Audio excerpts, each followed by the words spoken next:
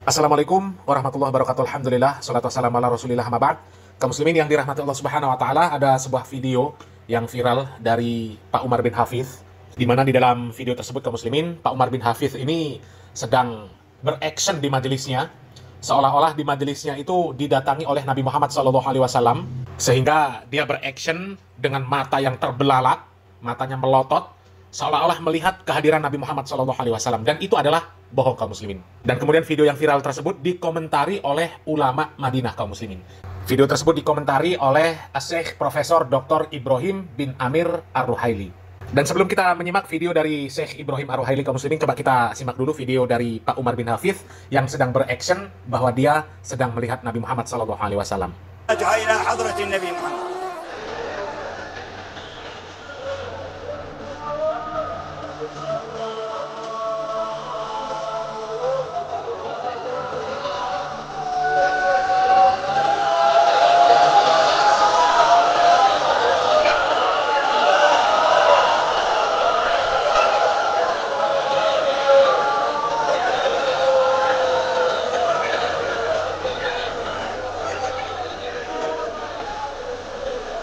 حسن مني أن أمسك عندة الكلام في هذا المقام وأقرأ السلام على سيد الأنام.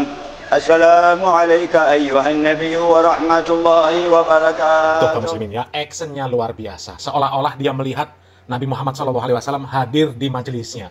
Itu bohong, kaum muslimin, bohong. Mustahil Nabi Muhammad SAW datang menemui Pak Umar bin Hafidh, mustahil. Coba pikirkan saja, kaum muslimin. Mana yang lebih mulia, Pak Umar bin Hafidh atau keluarga Nabi Muhammad SAW yang beliau tinggalkan waktu itu, kaum muslimin, ketika beliau meninggal dunia? Sepeninggal beliau Nabi Muhammad SAW, kaum muslimin, keluarga beliau rindu, sahabat beliau rindu, semuanya rindu kepada beliau SAW. Sementara yang merindukan beliau itu adalah generasi terbaik umat Islam yang sudah diberikan stempel ahli surga oleh Allah Subhanahu wa Ta'ala. Tapi ketika mereka rindu akan Nabi Muhammad SAW, tidak pernah Nabi Muhammad SAW hadir di tengah-tengah mereka.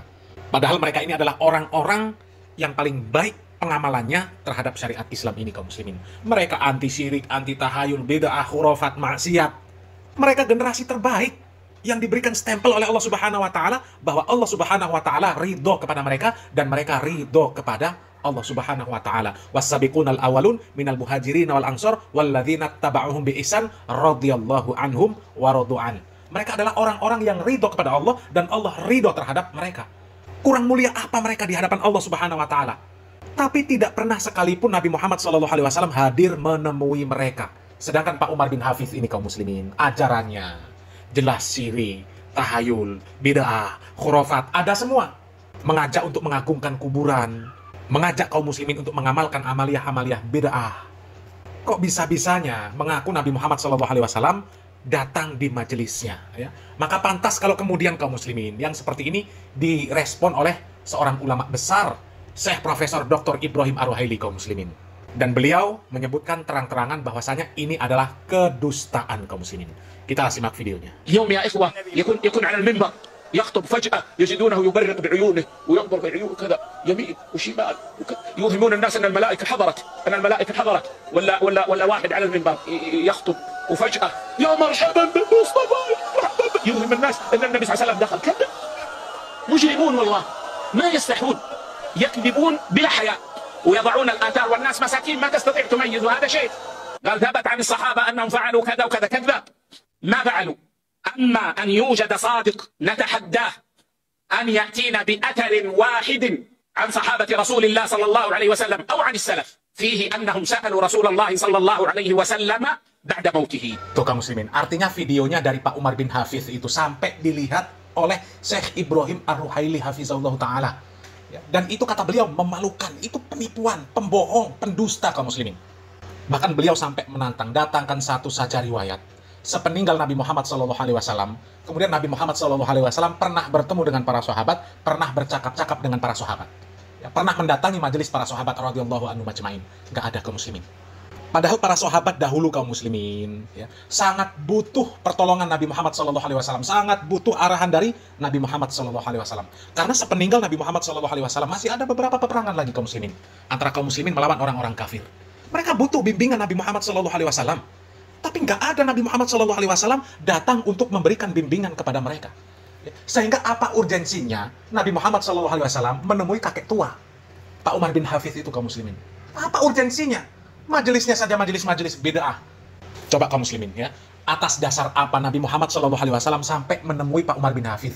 Seandainya itu dibenarkan, seandainya cerita-cerita pendusta seperti itu dibenarkan, kaum muslimin, atas dasar apa? Coba ya. Dan seandainya benar, kaum muslimin, dibenarkan bahwasanya Nabi Muhammad SAW datang menemui Pak Umar bin Hafidh, artinya setiap orang yang menolak perkataan Pak Umar bin Hafidh ketika Pak Umar bin Hafidh bercerita tentang Islam, berbicara tentang syariat Islam, maka orang yang menolak tersebut kafir hukumnya, kaum muslimin. Karena apa? Karena Pak Umar bin Hafidh ini langsung mendapatkan bimbingan dari Nabi Muhammad SAW. Kan percuma seandainya Nabi Muhammad SAW datang menemui Pak Umar bin Hafidh, kemudian tidak berbicara tentang syariat Islam. Apalagi melihat kondisi umat Islam ini, ya, sangat luar biasa, kaum muslimin. Terpecah belah, begitu banyak firqah dan pemahaman-pemahaman yang ada. Sehingga mustahil ketika Nabi Muhammad SAW datang menemui Pak Umar bin Hafidh, kemudian Pak Umar bin Hafidh tidak bertanya tentang syariat Islam kepada Nabi Muhammad SAW. Ya, siapa lagi yang akan dijadikan tempat bertanya selain Nabi Muhammad SAW? Kalau memang benar Nabi Muhammad SAW itu masih bisa menemui orang yang hidup saat ini, kaum muslimin, ya, maka itu kesempatan emas untuk bertanya tentang syariat Islam. Dan setiap apa yang disampaikan oleh Nabi Muhammad SAW wajib diikuti oleh kaum muslimin. Nggak boleh diingkari, nggak boleh diselisihi. Karena Allah Subhanahu wa Ta'ala sudah menjadikan Nabi Muhammad SAW itu hakim bagi seluruh kaum muslimin. Fala wa rabbika la yu'minuna hatta yuhaqqimuka fi ma syajara bainahum tsumma la yajidu fi anfusihim harajan mimma qadaita wa yusallimu taslima.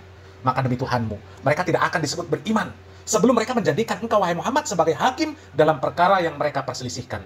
Sehingga kemudian tidak ada rasa keberatan dalam hati mereka terhadap putusan yang engkau berikan. Dan mereka menerima dengan sepenuhnya.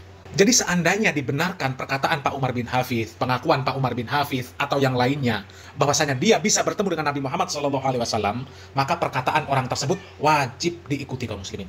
Karena mustahil dia tidak berbicara tentang syariat Islam ketika bertemu dengan Nabi Muhammad SAW. Seandainya ada kesalahan yang dia pahami tentang Islam ini, pasti akan diluruskan oleh Nabi Muhammad SAW.